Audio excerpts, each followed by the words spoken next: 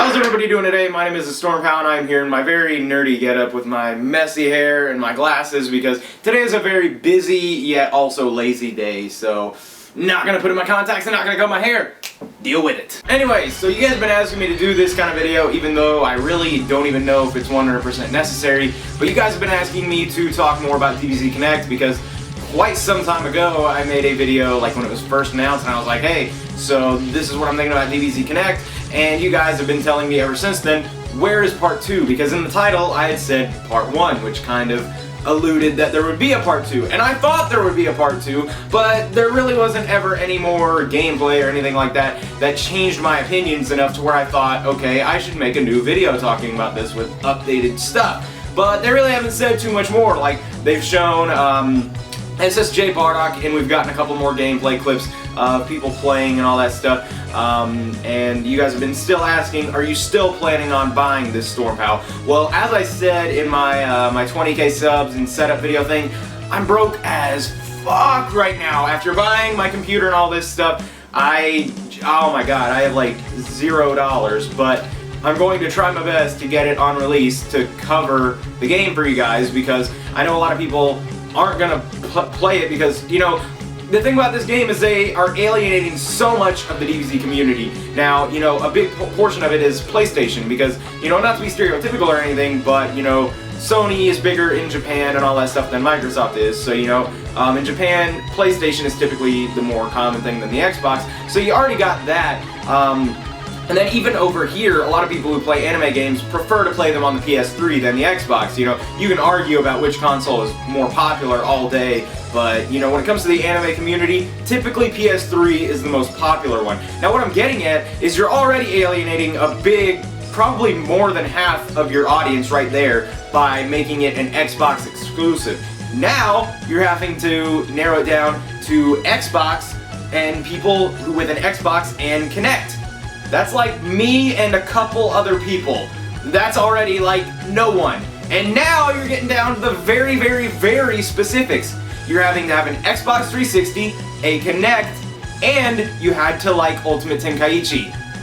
That's like no one in the world, okay? Because all this game is Ultimate Tenkaichi with Kinect. Okay, they were like, let's take one of our, probably our most unpopular game that we've ever created, and let's take out Hero Mode, which was like the best thing about the game, and let's give it some sort of hardware that people don't like, and then we'll hope that people will buy it. And yeah, so that's basically what they did there. And I'm gonna buy it though because, you know, I know a lot of other people are gonna be like, oh yeah, you know, I can't get this game for one of the reasons, like I don't have the money, didn't like Ultimate Tenkaichi, don't have Kinect, or they don't have an Xbox at all. So I'm wanting to cover it for those kind of people because I have an Xbox, I have a Kinect, and I kinda liked some parts of Ultimate Tenkaichi, as I've said. I did a review where I was like, yeah, if you bought this game and you were shocked at the gameplay style, then that's your fault for not looking up gameplay and seeing that it's a choice rock, paper, scissors kind of game.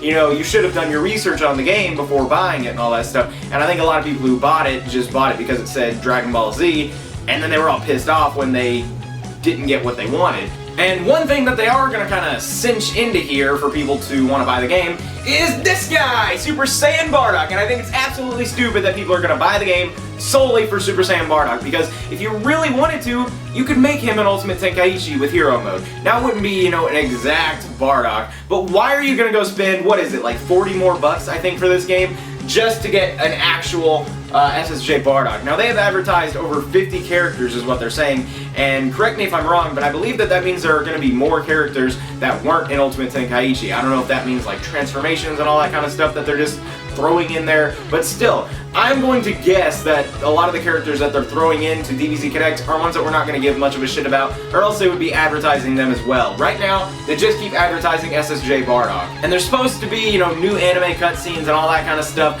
Whatever, I don't really give a shit right now, but basically the game is Ultimate Tenkaichi with Kinect, and I can already tell you, if you did not like Ultimate Tenkaichi, you are not gonna like this game, especially if you're not fond of the Kinect. Now the Kinect can be pretty fun, and I hate it when a lot of people just automatically diss the Kinect because they're like, oh, that shit is so stupid, you know, I want to play a video game, then I'm going to use a controller. Kinect can be fun, fuck you, you know. Some of the games, like, Kinect Sports and Fruit Ninja Kinect are examples of pretty well-made Kinect games that I legitimately enjoy and have fun playing. Now, they're not games that I'm like, yeah, I would spend $60 on this and I'm gonna play it every day. But they're really fun for a few days and you're like, oh my gosh, this is some pretty cool technology. Because you have to admit, Kinect is pretty cool when you're playing a game that utilizes the technology well. And I'm not talking about Sonic Free Riders because that is a heaping piece of shit. I'm talking about games like Fruit Ninja Kinect and Kinect Sports. Those games use it pretty well and accurately, and you can have a decent little bit of fun with them. DBZ Kinect? I'm not sure which category it's going to fall under. Now, it looks like it's kind of one of those limiting games where only so many of your movements actually are going to register with the game. It looks kind of like you have to do a certain movement, like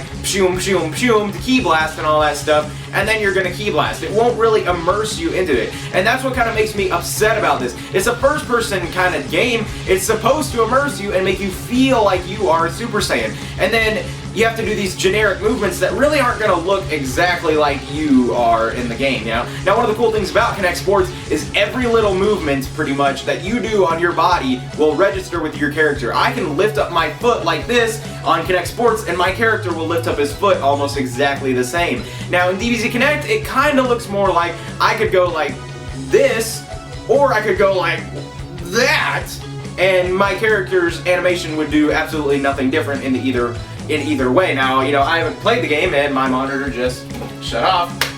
But as I was getting, it just kind of really breaks the immersion, and I could be wrong, you know, it could be a little bit more detailed and pick up on your exact movements than the gameplay has shown, but I really don't think it will. And that's one thing that I really liked about those games, is you could see yourself from a third-person perspective, which, you know, kind of does break a little bit of the immersion, but it's still cool to see, like, your feet move and everything like that, whereas all you're going to be seeing is your hands anyway. And the first-person view seems really close up, honestly. Like, you're barely seeing your guy's entire arm in most of them. Like, you're seeing just about half of it, you know, so even if it did track your motions really accurately, that kind of seems to break the point to me, honestly, because, you know, you'll barely be seeing your guy at all for most of it. Now, you know, it breaks into the third-person things where it shows the cinematics, and all of that kind of stuff, and I don't know, this game just really could be very iffy for me. Like I said, I'm partial to Ultimate Tenkaichi. I think it was something different that, you know, while it does get boring, they were kind of going somewhere with it, I kind of thought. And I'm partial to Kinect. I think it's amazing technology, and when it's used right, you can have a lot of fun with. But you're kind of mixing two things that I'm already on the edge about, and you're trying to make me enjoy them, and I don't know. Now, I understand that this game they were probably very sloppy with because everyone's saying that they're working on, you know, a big DBZ game for next year. That's why we're only getting DBZ Kinect and then the HD collection for Budokai 1 and 3 this year. So, you know, I kind of don't blame them on doing this, but honestly, I would rather that we just got the Budokai HD collection in some ways, because that would save even more time and effort for them to be working on the big game for next year. Because I don't think I'm gonna have that much fun with this, honestly. I'm gonna play it because I know you guys want me to play it, and that's how I am with every DBZ game. When any new DBZ game comes out, you guys do not have to ask me, StormPow, are you gonna do videos of this game? I'm going to do videos of it.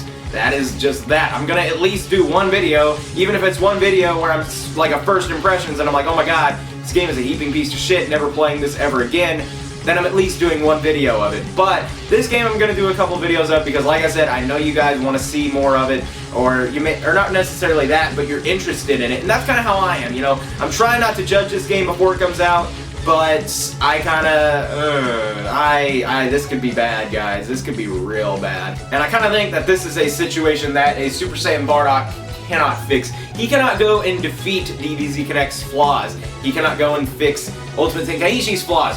He can just kick Chilled's ass, and by the way, I don't even think he's in the game, or else they would probably advertise SSJ Bardock fighting Chilled, but whatever.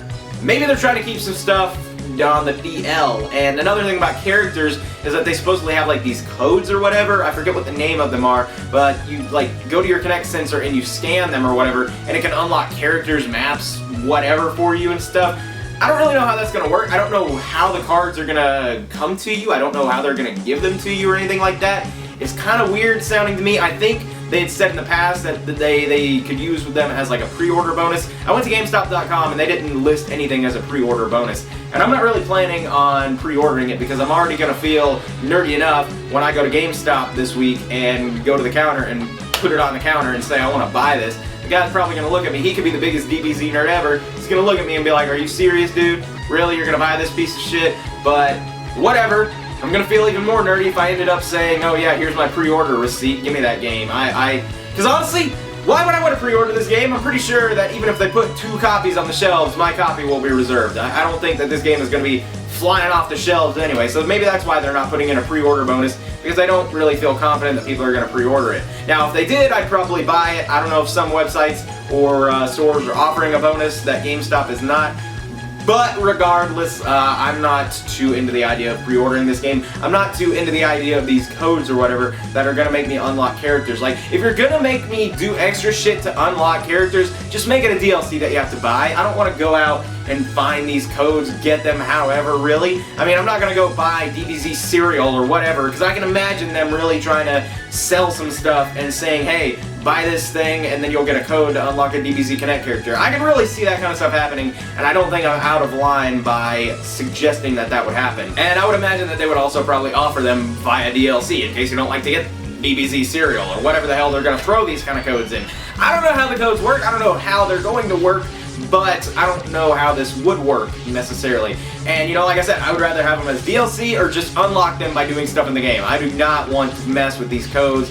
I think they're really trying too much stuff here for a kind of game that they're not really, I don't think, planning on continuing. Now, you know, I don't think that they're going to try to continue doing Ultimate Tenkaichi Kinect style things, because I think the idea of a DBZ with Kinect would be really cool. You know, I think if they really did immerse you in the feel of a Super Saiyan and all that stuff, you know, I think that they could really do it if they made it a Kinect Sports kind of deal, where every single movement you do, like every single detail of your arm and everything is registered in the game, and you feel like you are a Super Saiyan, and you feel like you are fighting. Like, at least look at the Kinect boxing on Kinect Sports. It's accurate as hell. Like, you can legit crouch and like all this stuff. Every little movement that you do registers, and you really feel like you're boxing someone. And it's really fun to do with someone standing right next to you and you're boxing them. That is some of the most fun fighting shit that you will ever do on the Kinect, I promise you. And if they could do something like that, but you know, with charging and everything like that, that would be so amazing, I think. And